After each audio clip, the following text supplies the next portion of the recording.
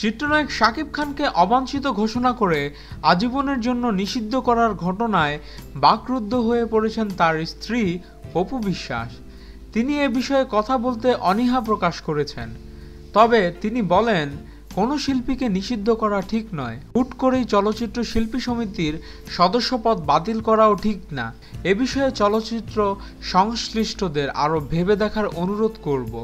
চলচ্চিত্র সংশ্লিষ্ট 14টি সংগঠন নিয়ে গঠিত চলচ্চিত্র ঐক্যজোট শুক্রবার রাত 8টার সংবাদ সম্মেলনের সময় শাকিব খানকে অবাঞ্ছিত ঘোষণা করে। বিএফডিসির চলচ্চিত্র পরিচালক সমিতির কার্যালয়ে আয়োজিত এই সংবাদ সম্মেলনে লিখিত বক্তব্য পাঠ করেন চলচ্চিত্র পরিচালক সমিতির সভাপতি মুশফিকুর রহমান গুলজার। এ সময় আরও উপস্থিত ছিলেন চিত্রনায়ক আলমগীর, ফারুক, রোজিনা, অঞ্জনা, রিয়াজ, মিশা সওদাগর, জায়েদ খান, নিজুম, রুবিনা সহ চলচ্চিত্র ঐক্যজোটের আরও অনেকে। বিকেল 4টায় চলচ্চিত্র ঐক্যজোটের জরুরি সভা শুরু হয়। এ সভায় শাকিবকে নিষিদ্ধ করার প্রসঙ্গে চলচ্চিত্র শিল্পী সমিতির সাধারণ সম্পাদক জায়েদ খান বলেন, যেভাবে চলচ্চিত্রকে ধ্বংস করার চেষ্টা চলছে তার বিরুদ্ধে আজই রুখে দাঁড়াবো।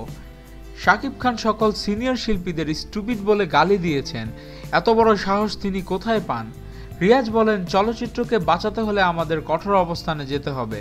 শাকিব খান নিয়ম নীতির তোয়াক্কা না করেই যৌথ প্রযোজিত ছবিতে অভিনয় করেছেন, তাই তার সদস্যপদ বাতিল করা হয়েছে। বর্তমানে শাকিব খান লন্ডনে রয়েছেন।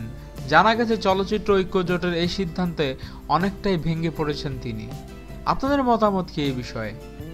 এখনই কমেন্টস করে জানান এবং আমাদের ভিডিও ভালো লেগে থাকলে অবশ্যই চ্যানেল সাবস্ক্রাইব করতে ভুলবেন না। ধন্যবাদ।